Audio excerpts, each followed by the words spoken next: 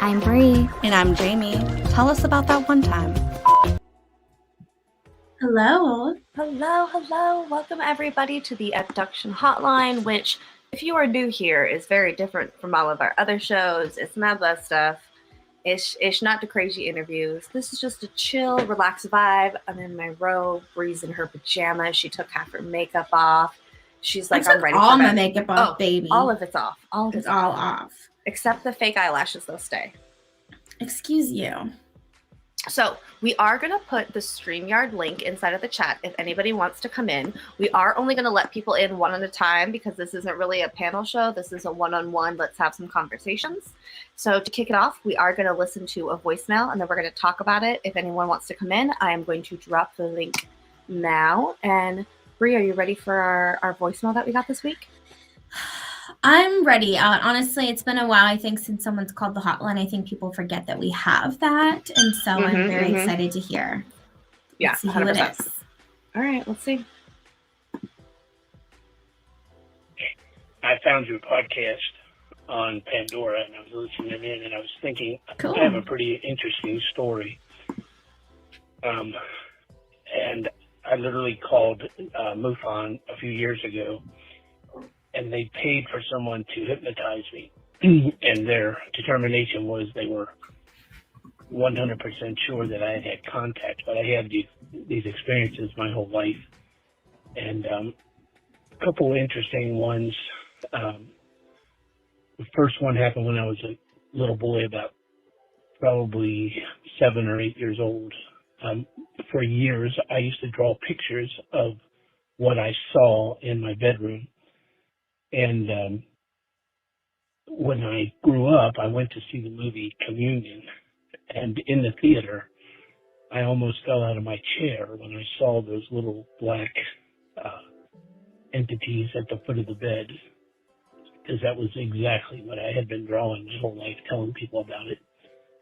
And then I also had a series of events where I drove up on, I don't know, I would say 10 or 12 fatal car accidents over a really short period of time, actually being the first one there. And while I was under hypnosis, we addressed that as well. And then also I had an incident when I was 21 years old where I had this strange job at a hospital. That I call it strange. It was called dish catcher. And you literally stood at the end of a assembly line as clean dishes came through, and you had to sort them out. But anyway, I kind of went into this trance-like state, and my mom worked there at the hospital as well, and these ladies that I worked with ran over, and they felt like they couldn't wake me up, and they ran to my mom, and my mom came over, and I told her that I had been on a spaceship. Now, this was like 1978 or something like that. And I said, Mom, I was on this spaceship, and I said, I know that they're coming back. And I said, I was having this like terrible anxiety attack. So we worked at a hospital, and we actually went to the emergency room. And in the emergency room, my mom stood beside me, and she just said, tell the doctor exactly what you told me. And I said, well, I feel like I was on some type of an alien spaceship, and my sister was on there as well. And she was screaming bloody murder, and I made a deal with them. It said, if you let my sister go, then I'll stay. You can come and get me whenever you want to. And now they're coming back. Now, that was strange enough that my mom just stood beside me like that, but then they sent me to a psychiatrist. Anyway.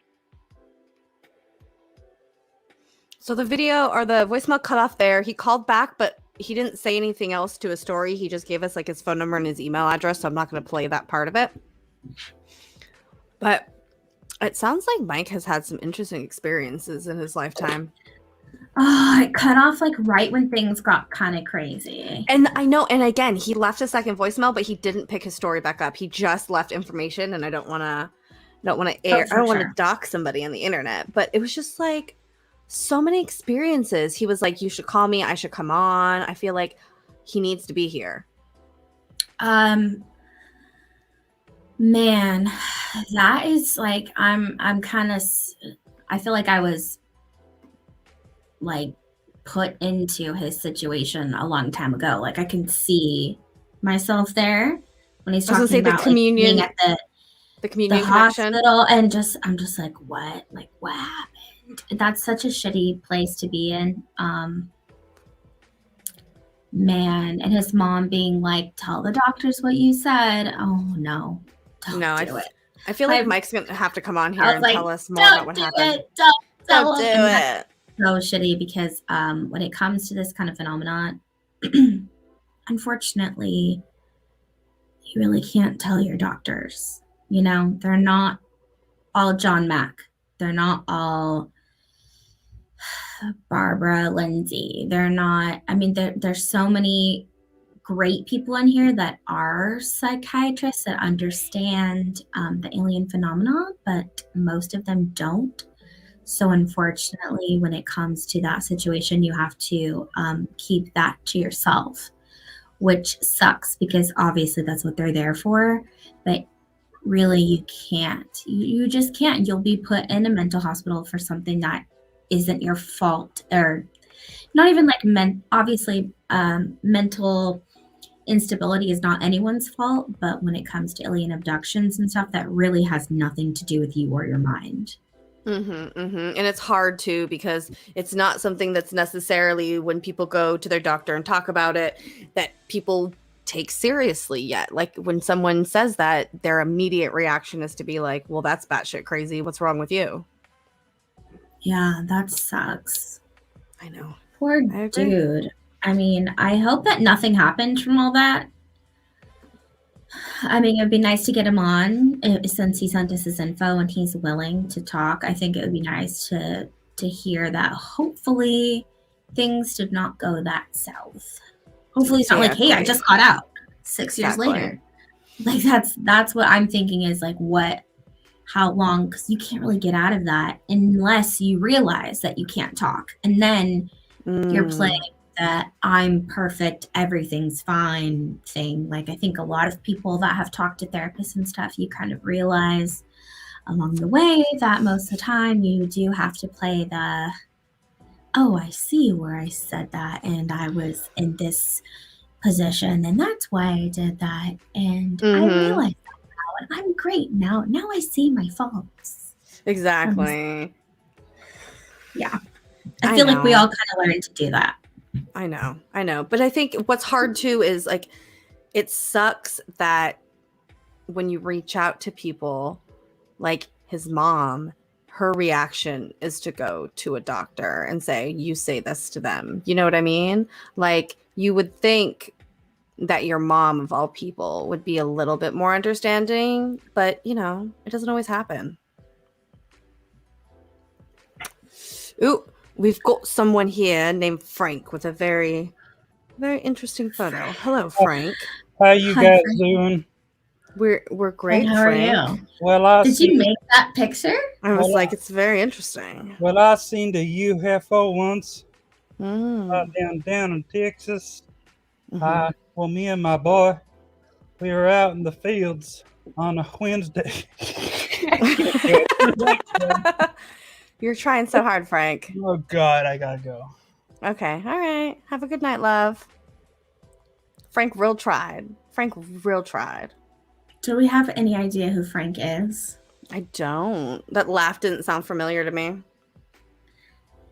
Listen, we honestly we love to joke and that's what Bud Stuff is for, but we also try to create a separate space for people to actually share their experiences. So Frank, if you could kindly not do that again, that would be much appreciated. Much appreciated. But come back to Butt Stuff.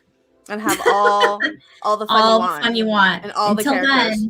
Until then, you can kindly fuck off. Fuck off, will ya? So, anyways, I forget where we were. Oh, so I think it's important to be able to have people to talk to in your life who just believe you. I think a lot of times when people want to talk about their experiences, it's not because they want you to do anything about it. It's just because people want to listen and hear. No, for sure. People really just Yeah, I think that's all people are looking for. They're just looking for a opened mind, an open heart, and ears that aren't full of headphones. So it did sound like Exactly. Hank Hill. Did a little bit. All right, I'm going to post it in again, and I'm going to go ahead and I'm going to read an email that we have from somebody. Okay, so I'm a new fan of the show. I was watching you both on Truth Seekers recently, and Jamie mentioned a UFO she saw once that scanned her with a red beam. Something very similar happened to me, which is why I'm contacting you. So what was this UFO? It was this UFO outside my window, May 2021, that prompted me to look into ufology. I thought at the time it might have been a commercial drone, but it was totally silent. Had no rotors or anything like that. Just a black sphere surrounded by red lights, and it vanished into thin air. I moved to approach the window, and it literally blinked out of existence. I looked into spherical drones, but none of them are complete spheres, and all of them make noise. The fact that it scanned me with a red laser-like beam from my feet to my head and then hovered there as if it was looking at me until I moved to approach it, and it fucking vanished. This is why I can't let it go. I haven't been able to find any other examples of it anywhere until I heard Jamie talking about it on Truth Seekers. I told a friend who seemed unimpressed. It didn't ask me any questions, and since has been calling me less and less. So I've not told anyone else I know. FYI, I don't have any hallucinations or anything like that. And I don't expect you to have any answers for me, but it's driving me crazy keeping this to myself. So it's only been 7 months that I've been looking into this. I got books by John Mack and Buddy Hopkins and found more weird shit. They described things happening to kids that happened to me when I was little, but my family put it down to a ghost. A medium randomly picked me out of a crowd when I was 17 and said there's a very tall man here that has been with you since birth and will be with you for your whole life. I didn't know what to make of that until my mom told me about the ghost I called Big Man when I was about 0 to 3 years old. 5 adult family members all forgot about it until the medium brought it up 14 years later. And all of them were shocked that they'd forgotten because they said it scared the shit out of them. They saw a light under my closed bedroom door. It would be pitch black when they opened it. I'd be sitting on my bed up and giggling. I don't remember any of it. A few years ago, I woke up with 5 very neat lines scored into my left shoulder blade, and I couldn't reach the line up to my nails. Plus, as a trained tattooist, I have a habit of keeping my nails short and smooth and don't wear rings. I think she's trying to prove that she didn't stab herself. So I think that I couldn't have done it. There was dried blood on the lines, but nothing on the white sheets. I only realized because my back was so itchy when I woke up that I had to look at it in the mirror. It didn't make sense to me, kind of freaked me out. But time goes on and you have to get on with life. I recently saw a video of Bud Hopkins at MUFON showing pics of people that have scoop marks on their right shin. And I have the exact same thing on my right shin that appeared when I was a teenager. And I remember wondering where it came from because it just appeared one day. I still have it. It's like a deep pink scar. Then that UFO appeared last year and now. I can't ignore this shit. Apparently there's a connection to Rh negative blood. All of my closest family are type O negative. I can't quite get my head around the idea of alien abduction, but at the same time, I have zero alternative explanations. There has to be more shit, but this email is too long. Thanks for listening. So much. So I love, first off, the biggest thing that jumps out to me is the connection between the paranormal and the alien stuff immediately, that you have this presence with you when you're younger and the psychic picks up on it. I love that there's already a connection between the two because I've always said that people who have paranormal experiences usually end up as UFO experiencers as well. There's something going on, some sort of a connection where we don't know. I think we try to explain it all the time. Is it the openness that you have, the sort of like an energy connection or something? Maybe you vibrate differently. Mm-hmm. I don't know. It's like something. If you can see one, it seems like you tend to see the other. Not always, but I think that it, especially in nowadays, times, that it's more frequent and possibly more that people are noticing it more. Can you imagine all the different people back then that didn't put those two things together, or people that were always stuck in the paranormal back in the day? Mm-hmm. hadn't considered that some of those experiences could have been kind of on the extraterrestrial line. I think there's a lot of similarities in those experiences sometimes where people think that they belong in separate camps, where I think if they were to put that situation into the frame of now, they might be able to see that it wasn't all paranormal. You know, because the line is so thin. It is. It's the connection is I don't know. There's something about it. I'm not saying that aliens and ghosts are the exact same thing, but they come from the same kind of realm. There's something about this afterlife. There's something more about extraterrestrials just being from other planets. There's underlying tone. There's like maybe the frequency at which they communicate. Maybe they're using the same channel. I feel like if we are on a bunch of different highways and the paranormal takes one route and then the extraterrestrial takes another route, I feel like there's some type of like conjunction there where they're like, oh yeah, we're going, you know what I mean? Like, I feel like there's some type of something where they meet and that's how they, I can't even put it into words, honestly. This is more like an abstract thought that I'm trying to communicate here. But yeah, I feel like there has to be some sort of a connection. And it's interesting about the craft that she saw because the only spherical, like really spherical craft I've ever seen is the one I saw with you, the orange orb. Nothing else has been super spherical. But I did have that craft that did the scanning that was super similar to what she had, and that one's always interesting to me. It feels like, I don't know, a way for them to figure out what was going on. I feel like I don't hear a lot of stories of scannings. Rare. It's an interesting one. You had a lot happen to you. You should come on and talk to us, not just email us. Rare overlay. Yeah, rare.